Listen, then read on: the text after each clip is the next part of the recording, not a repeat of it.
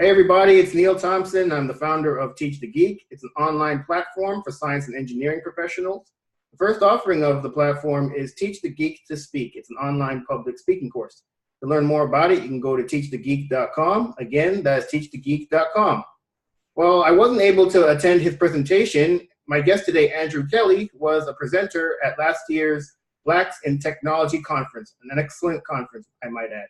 He was speaking on raising capital, a topic of interest to many entrepreneurs trying to grow their businesses.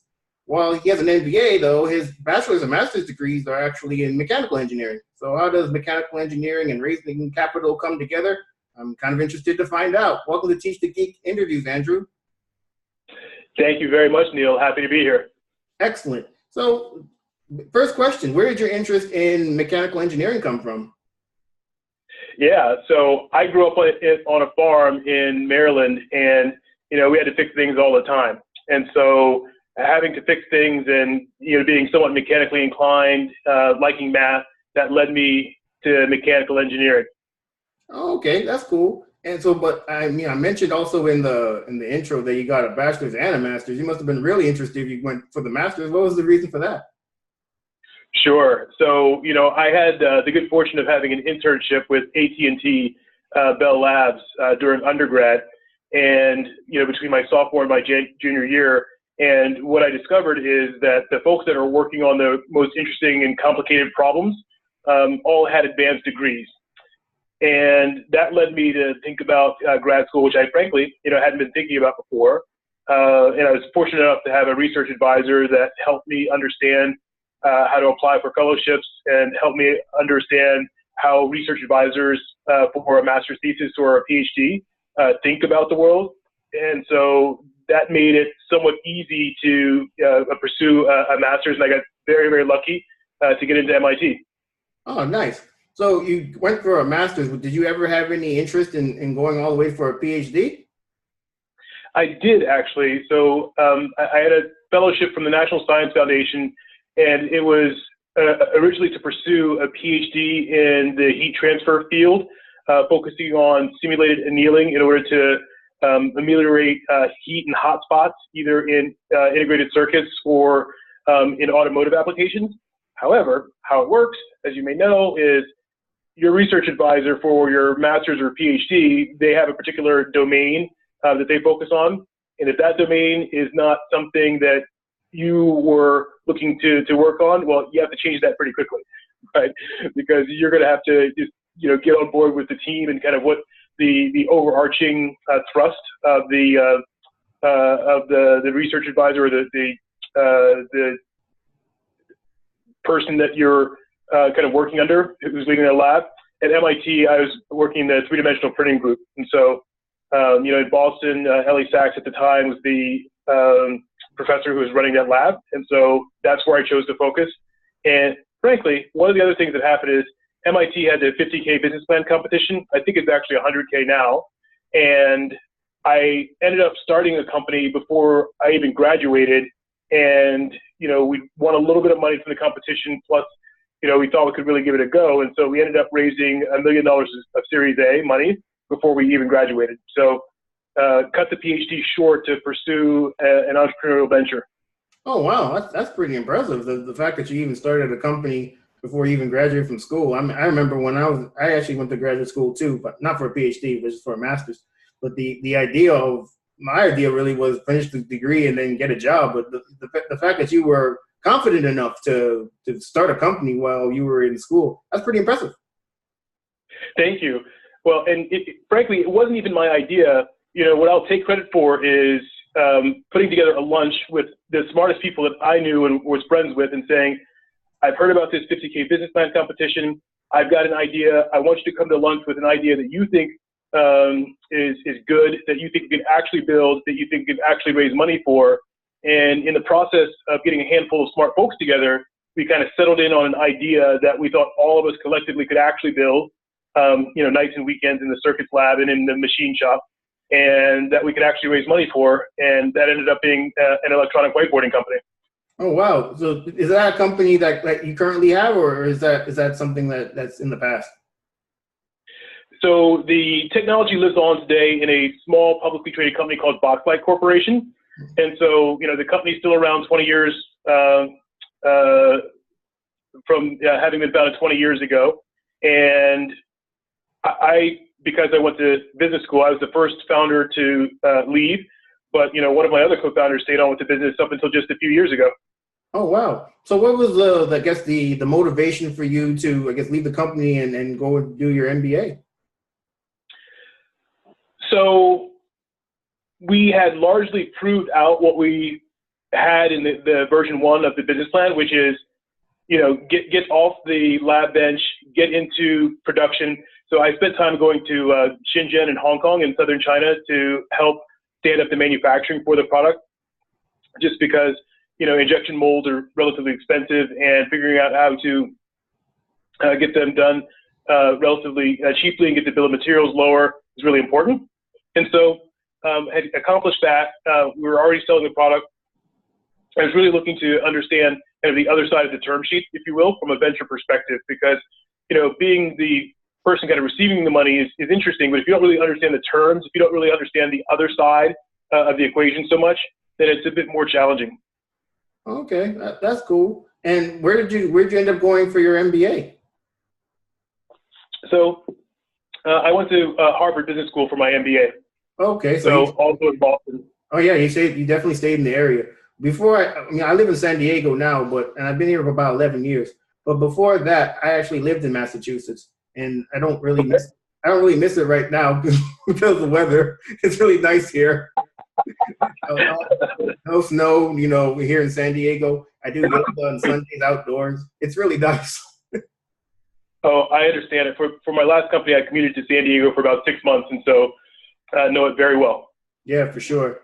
All right. Well, you get your bachelor's, you get your master's. You start this company while you were even in your master's program. You eventually left it to do an MBA.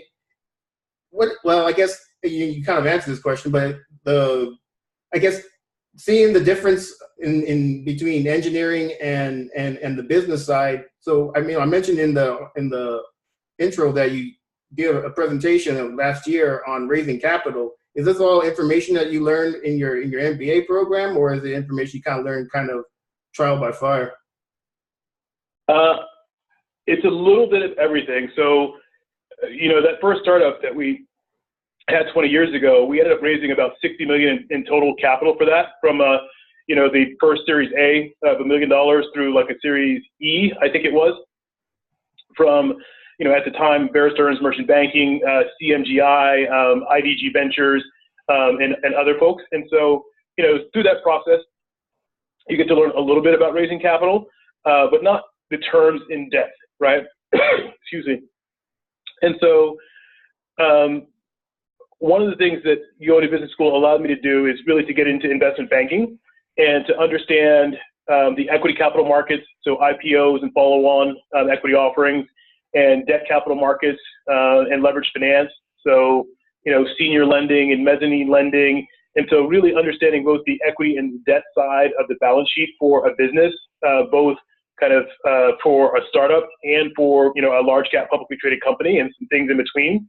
And so that allows you to maybe put on your CFO or your controller hat a little bit and try and think about how do you optimize the capital structure for the business initiatives that you have at hand. When I was in school and for engineering, I think in the first year we had to do an engineering economics class, and I wasn't very good. I wasn't very good at it at all. It's probably one of my lower grades, actually. So I'm just curious. You go through all these, your engineering, degrees, and then you get your MBA. I'm just curious, how did your engineering background help you in I guess the type of job that you ended up doing after you started that company? Because it looks like you did more business-centered type of jobs. Yeah, so I think that, like a lot of kind of undergrad or kind of engineering training in a technical discipline, it's helpful in just so many ways. It's basic problem solving, right? So a lot of business is about problem solving, whether it's an HR problem or it's a technical problem or it's a sales problem. A lot of it is trying to figure out, how to optimize, how to think about the people, the process, the tools that can kind of help push the business forward, right? And me specifically, I made the transition from mechanical engineering to working on Wall Street just because, I always loved math, and, a lot of investment banking, there's a bit of a financial engineering element to it. And so it's just a redirect of the math skills that you have to focus on engineering problems to putting those math skills to work on financial problems, right? And so that could be, income statement analysis. It could be, LBO or leverage buyout models. It could be as simple as dividing P by E, so you can figure out a price to earnings ratio for a basket of stocks, right, or a basket of equities, right? So I think there are a lot of transferable skills between engineering and finance. That's pretty good. That's pretty cool. So to get $60 million total raise for a company, I'm guessing there's a lot of public speaking that's even involved with that, because you have to pitch investors, whether venture capital or angel investors, whomever. You got to pitch somebody to have them believe in you enough to give you the money to do the business. And then not only that, but you also gave a presentation, as I mentioned earlier, at the Blacks in Tech conference. So public speaking must be something that you're fairly familiar, if not familiar with or comfortable with. Even if not, if you haven't always been comfortable with it, what did you do to become more comfortable with it? Yeah, I would say mostly as an engineer, other than having to pitch investors and having to hire and recruit, not a lot of public speaking required, right? But you get more comfortable with it over time. And certainly, going to business school. So the business school I went to, they use the case method, which typically requires a cold call, which means that at the top of the hour, the professor's going to call on someone randomly in the audience to open the case, right? To kind of lay it out, talk about the facts, talk about the issues, talk about maybe even a potential solution. So in that process, when you're kind of opening a case and talking to a room of maybe 80 other super smart people, you don't want to look silly, right? So you want to be prepared, right? And I think that public speaking, or speaking in general, right? It's really about communication. It's really about thinking about your audience. It's really about thinking about how to relate to them, to kind of meet them where they are, and to make sure that you communicate appropriately. And so, over time, I've just gotten more comfortable with it because I think audience first. I've always done a lot to prepare for things. And then in business school in particular, one of the best things I took away from it is the ability to speak with confidence. Oh yeah, for sure. Especially going to a top school like Harvard, and you come out of there, you're probably pretty prepared for anything. When you have a presentation to give, do you have a process that you go through, and if so, what is it? Yeah. So for me, ideally, it's thinking about the audience first. So I'm actually moderating a panel on cybersecurity in the utility supply chain in a couple weeks' time. And, I literally just today, I just asked one of the organizers, hey, can I get a list of the attendees, at least the companies that they're with, and the title of the people that are going to be in the room? So that way I have a good sense of the seniority or, junior nature of the employees, kind of the kinds of companies that they work for. And that helps me understand the audience a little bit better. And, as a general rule, I always try to think about the audience first. Now that's whether it's, public speaking in an open forum, or whether that's a board meeting and you're speaking to, owners of the business, or it's a town hall, right? Where, you've got your employees together and you're trying to understand what are they concerned about, right? Are they concerned about the growth of the team? Are they concerned about delivering the product on time? Are they concerned about their own job security? Are they concerned about, their ability to progress inside the organization? Whatever the case may be, right? Trying to anticipate at least 80% of the kinds of things or the kinds of issues or challenges in front of the audience, so that you can communicate appropriately and sort of meet them at their level, and just being prepared somewhat with speaking notes and a bit of a script, but also being comfortable, willing, and able to go off script, right? Because it's almost impossible to script everything, right? And so, having that flexibility and confidence to go off script when needed, I think is also important.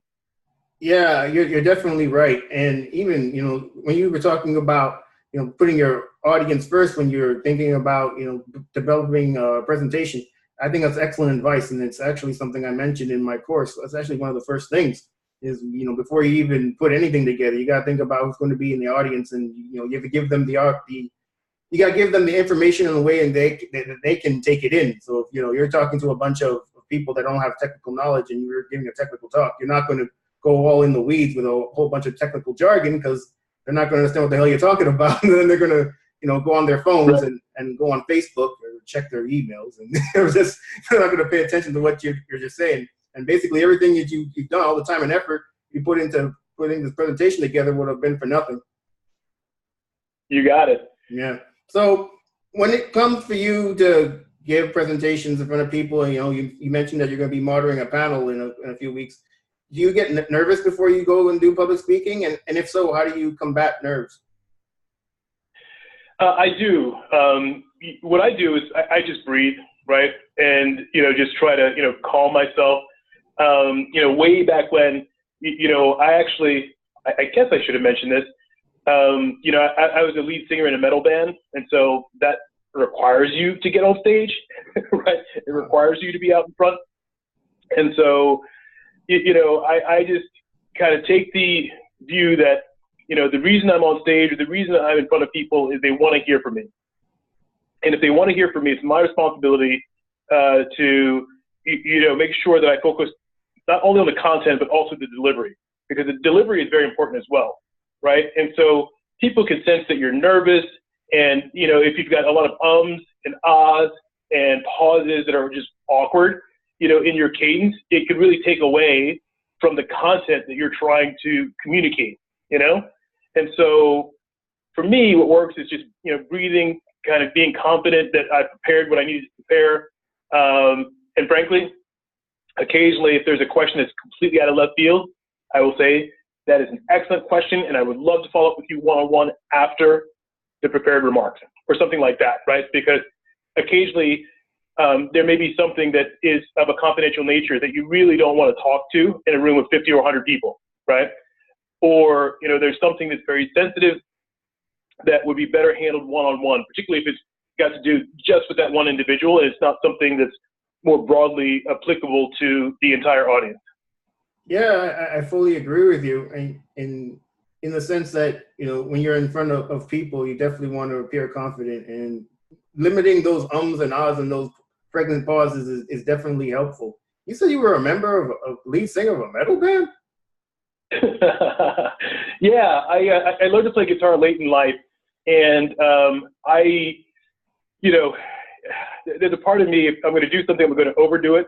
And so either, metal guitar or classical guitar are the most technical to play. And so because I was young and silly and full of energy, I erred more towards the side of metal music, and I just really like the guitar. And I can't really sing that well, right? But, I was able to teach myself a few songs and write some originals and put in a little band together. And it was fun times. So that's not something you do currently? It is not, right? I haven't played guitar probably in like 2 years' time. And so I have no more calluses on my left finger. It would probably hurt for me to play the guitar right now just because I'm so out of practice. Wow. Okay. That's pretty cool. Yeah, that's definitely something that I wouldn't have guessed. You're like Hootie and the Blowfish. You're the Hootie though, right? Something like that, I guess. Something like that, yeah. Although he's far more successful, right? I mean, he's been selling records forever now, right? Yeah, for sure. So, I mean, you mentioned some great tips about putting the audience first and breathing and being confident. Do you have any other tips for people that, need to do public speaker or want to get better at being a public speaker? Yeah. So, one of the things, particularly if it's a very high pressure situation, and not that there are hecklers per se, but occasionally, if you're giving a presentation, that there may be people in the audience that maybe they don't have it out for you, but your success is not their top priority, right? And so being sensitive to maybe get a good trusted ally or a mentor to, provide feedback on maybe a dry run of the presentation, I think can be helpful. And failing that, sometimes just giving it an open air to yourself, right? Because one of the things that I've seen happen is people get so deep in the weeds of putting together the presentation, making sure the fonts are right and making sure the color scheme is right and making sure the logos are pretty, that they really don't figure out how to deliver the content verbally. And so they never actually say it out loud into the open air. And there's a difference between sort of doing the work and presenting the work. And if you spend all the time doing the work and no time presenting the work or preparing for that presentation, it will show, you know. And, you know, a lot of times, you know, you'll be able to have, be able to pick out the tells where people will say things like, oh, you know, we can skip over the slide because, you know, I already covered that before. My view is, if you take the time to put a slide together, you should talk about it, or it shouldn't be in the presentation. It's just that simple.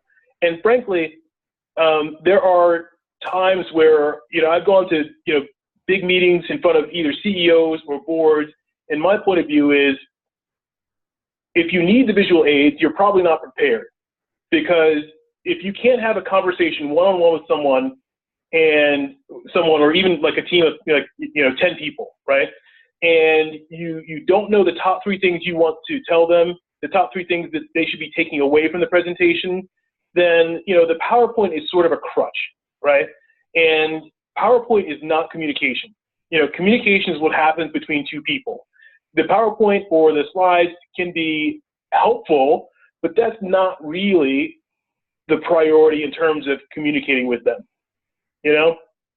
Yeah, I fully agree with you, man. And, you know, when it comes to people that give presentations and say, like you said, you know, we could skip this slide, that's just, to me, that's a sign that they didn't practice well enough, because they probably knew how much time they had to give this presentation, and they're probably looking at the clock and saying, oh crap, I'm not even halfway through, and you know, I only got X amount of time left, so I gotta, you know, rush through these other slides that I put in the presentation.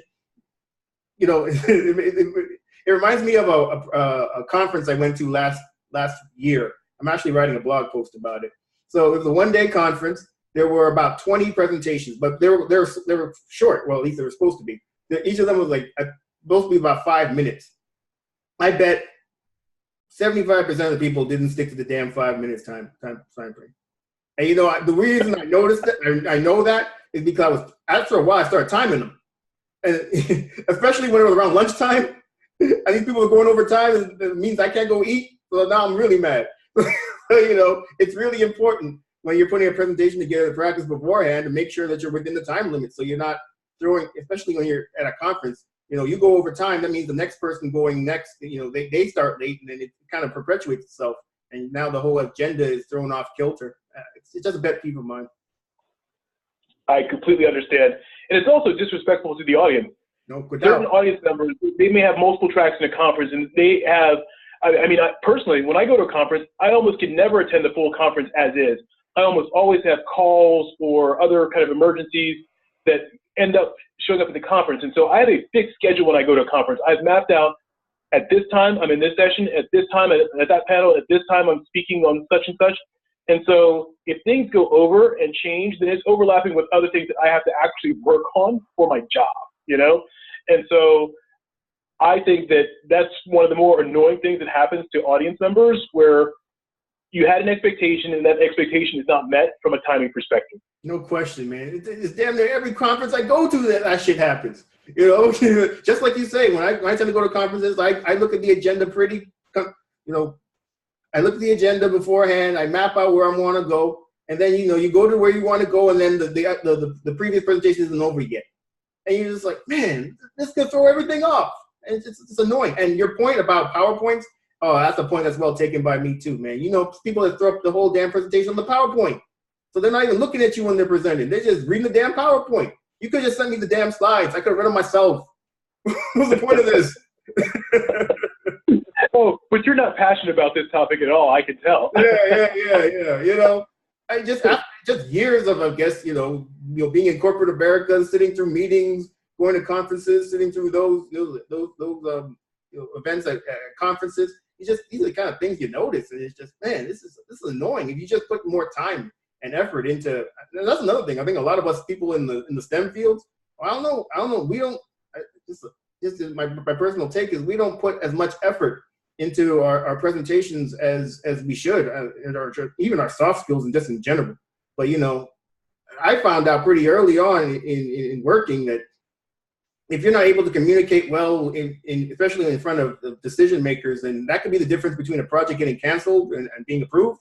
So I realized that this was something I really needed to improve on if I just, you know, wanted to keep a job. Yeah, I think that's pretty important. And, you know, because STEM is so challenging and, you know, you have, you know, so many math credits and so many engineering credits, or maybe so many lab credits you have to take, lots of hard science work that's in your curriculum. And yes, you may have to take an English or a history, but most of those things are, you know, not really teaching you about communication. And so there's very little, if any, focus on soft skills. And so I think for engineers in particular, you know, the onus is on the engineer to, you know, search out the library, or search out Amazon, or search out podcasts that talk about communication skills. They talk about soft skills. They talk about, you know, how to communicate to senior people, how to communicate to peers, how to communicate to your direct reports or junior people, and figure out the different modes of communication that work and when and how and why. I think that the most successful people at the top of every organization I've ever been in, you know, have generally been great communicators, right? And so, you know, even if you're a relatively low or mid-level engineer and you're thinking about, well, how does that VP of engineering, or how does that SVP of engineering, or that chief software architect, right? So how do they communicate with their peers in the C-suite? Or how can I get to that level where I'm able to communicate highly technical content in a way that's consumable by mere mortals, right? And that's something that you really don't get exposure to because you have to focus so much on getting your hard skills, right? Where you're focused on, you know, software methodologies and new programming languages and figuring out how to build something, right?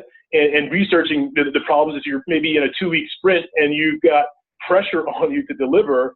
I can completely understand how the soft skills kind of get left by the wayside, but it's so important to figure out ways to take advantage of any kinds of tools or books or podcasts or webinars or training in order to try and make sure that you flex that soft skill muscle.